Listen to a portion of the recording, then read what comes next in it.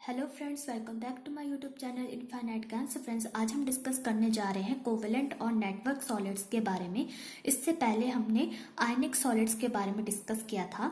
In the covalent solids the constituent particles are atoms generally belong to non metals. Okay, तो यहाँ पर जो constituent particles होते हैं वो क्या रहेंगे? हमारे एटम्स रहेंगे।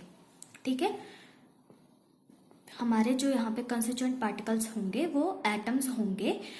These are non metals. ये क्या है? नॉन मेटल्स हैं। These are linked by covalent bonds. ठीक है, इसीलिए हम इनको क्या कहते हैं? कोवेलेंट और नेटवर्क सॉलिड्स कहते हैं, क्योंकि यहाँ पर जो बॉन्ड बनता है वो बनता है covalent bond. The arrangement x tends through out the solid and is called network. और जो हमारा कोवेलेंट बॉन्ड है वो बनता है हमारे दो एटम के बीच में, और इस तरह की अरेंजमेंट हमारे पूरे स्ट्रक्चर में देखी जाती है, पूरे इस सॉलिड में देखी जाती है, जो एक तरह की नेटवर्क फॉर्म में दिखती है। ठीक है, हमें ऐसा लगता है जैसे कि नेटवर्क की तरह कुछ बना हुआ है, तो इसीलिए हम इनको क्या कहते हैं? These are therefore called network solids. इसीलिए हम इनको नेटवर्क सॉलिड्स भी कहते हैं। इसका एग्जाम्पल है हमारे पास डायमंड।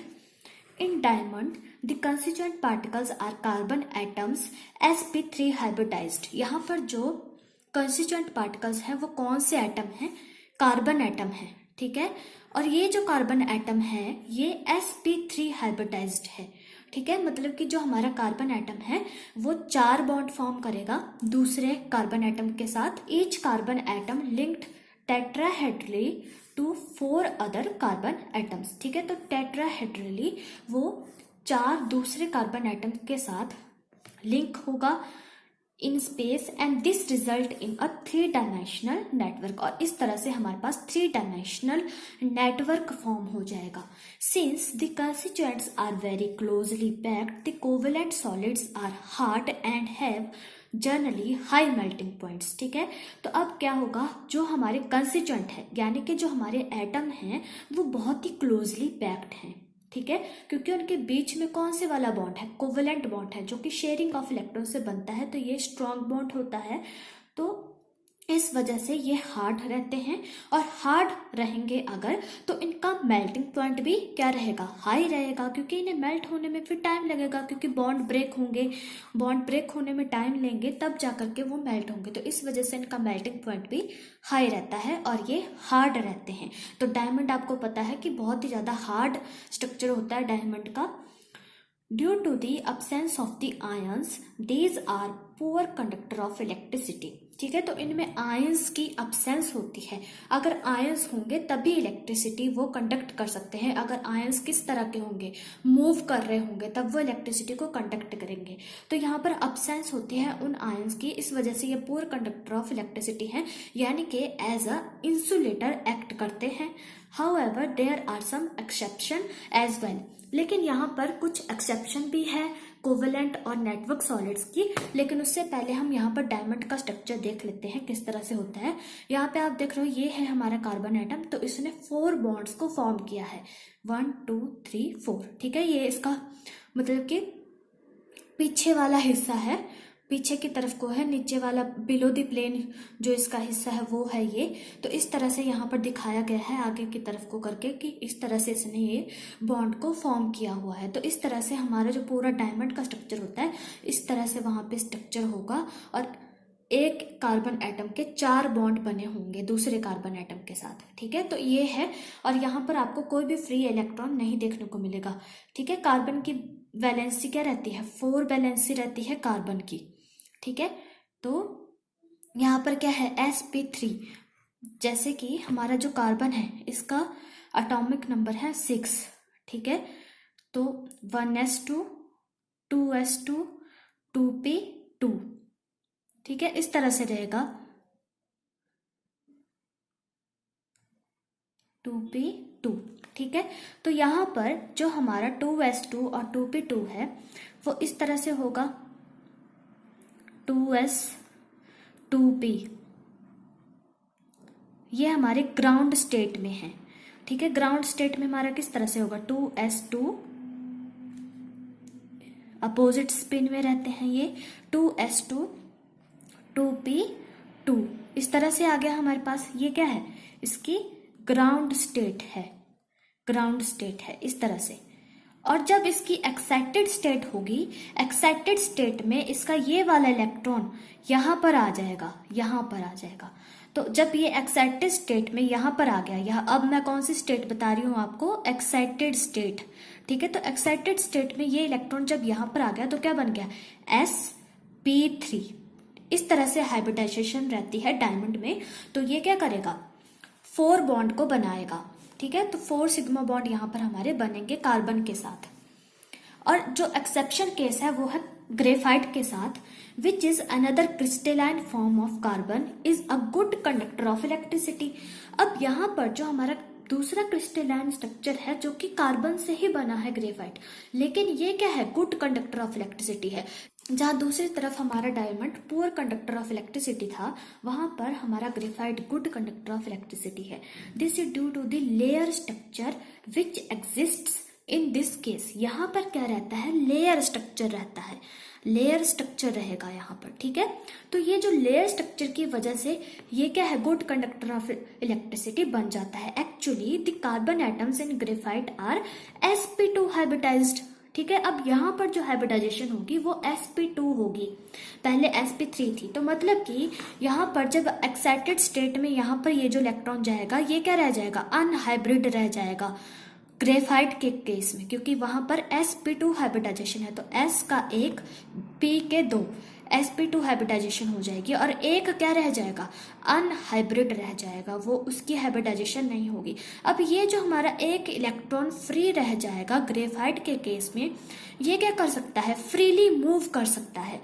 अब आपको पता है कि लेयर में स्ट्रक्चर प्रेजेंट है, ठीक है। यहाँ पर आप देख रहे हैं कि लेयर स्ट्रक्चर आपको देखने को मिल रहा है। तो लेयर स्ट्रक्चर में आपको क्या देखने को मिल रहा है कि हमारा एक कार्बन 3 हमारे जो दूसरे कार्बन एटम्स हैं उनके साथ बाइंडेड है, एक कार्बन एटम 3 कार्बन एटम के साथ बाइंडेड है, ठीक है। तो इस तरह से आपको देखने को मिलेगा। तो इस केस में क्या होगा, जो हमारा फ्री इलेक्ट्रॉन होगा, ये वाला इलेक्ट्रॉन, ये क्या करेगा, ओवरलैपिंग करेगा साइड वाइज, पी पाई ओवरलैपिंग ये करेगा, एक तरह से ये कंजुगेशन करेगा, लेयर वाइज ये कंजुगेट करता रहेगा, नीचे नीचे जाता रहेगा।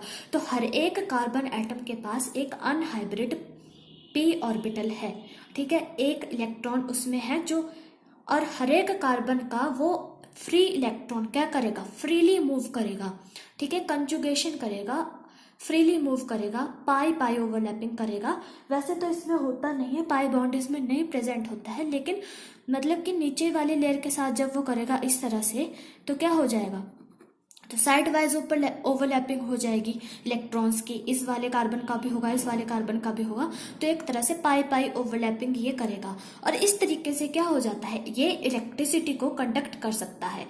अब यहाँ पर क्या रहता है, दूसरी चीज जो इसकी लेयर्स हैं, ठीक है, लेयर्स हैं यहाँ पर आपको देखने को मिल रही हैं, कार्बन एटम है उसके साथ क्या है, इसकी लेयर्स है।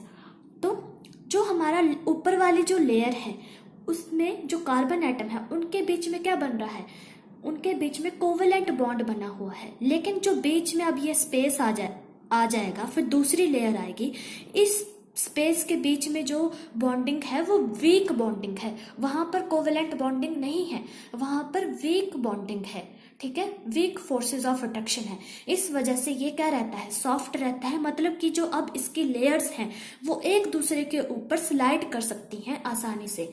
इस वजह से ये क्या हो गया, ये सॉफ्ट हो गया हमारा ग्रेफाइट, ठीक है।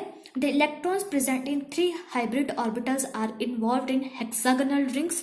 तो यहाँ पर हेक्सागोनल रिंग्स बनेंगे हमारे इस तरह से।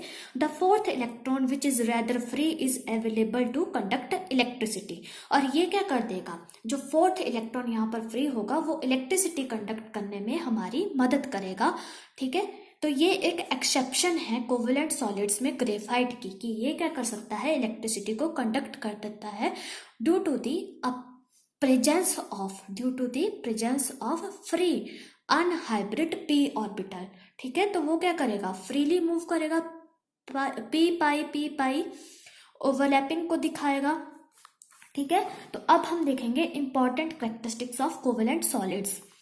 Covalent solid generally exist as giant molecule in which the constituent particles यहाँ पर कौन से हैं, हमारे कार्बन एटम्स हैं, are linked by covalent bonds. ठीक है, तो यहाँ पर क्या होगा, ये जाइंट मॉलिक्यूल होते हैं, बहुत बड़े मॉलिक्यूल होते हैं जिसमें कि वो लिंक्ड होते हैं एटम्स किसके थ्रू, कोवेलेंट बॉन्ड के through. These are hard as well as brittle since their network break when some stress is applied. Hard और ब्रिटल का मतलब ये हुआ कि वो हार्ड तो है, मतलब कि देखने में आपने देखा होगा डायमंड कितना हार्ड होता है, डायमंड और जो हमारा ये जो कोवेलेंट सॉलिड्स है ये देखने में हार्ड होते हैं, लेकिन अगर आप ज़्यादा इस पर स्ट्रेस अप्लाई कर देते हो तो ये एकदम से ब्रेक कर जाते हैं, तो वो हुआ ब्रिटलनेस। ठीक है, मेलिएबल नहीं है ये, अगर ये स्लाइड ओवर कर सकते एक दूसरे की लेयर के ऊपर तो ये क्या हो जाते हैं, बेंड हो जाते हैं, लेकिन ब्रेक नहीं होते। तो इसलिए जब हम इनके ऊपर स्ट्रेस अप्लाई करते हैं तो ये टूट जाते हैं। ब्रिटल का मतलब ये हुआ, हार्ड तो हैं लेकिन स्ट्रेस अप्लाई करने पर ब्रेक हो जाते हैं। These are poor conductor of electricity and act as insulator, but however graphite is a good conductor due to the availability of free electron। ठीक है, हमें पता है कि इसमें क्या है, फ्री इलेक्ट्रॉन प्रेजेंट है, तो मतलब कि यहाँ पर जो हमारा कार्बन रहता है उसने अपना ऑक्टेट कंप्लीट नहीं किया होता है, उसका जो यहाँ पर ऑक्टेट होता है वो कंप्लीट नहीं हुआ होता है, इसीलिए ये एक एक्सेप्शन केस है ग्रेफाइट का कि यहाँ पर ये इलेक्ट्रिसिटी को कंडक्ट कर रहा है, अदरवाइज कोवेलेंट सॉलिड इलेक्ट्रिसिटी को कंडक्ट नहीं कर पाते हैं। और ये क्या है, इनका मेल्टिंग पॉइंट हाई रहता है, एक ये करैक्टरिस्टिक हो गया इनका। ठीक है, सो फ्रेंड्स आई होप आपको अच्छे से समझ में आया होगा कोवेलेंट और नेटवर्क सॉलिड्स के बारे में। मिलते हैं अपने नेक्स्ट वीडियो में, till then guys take care, good bye.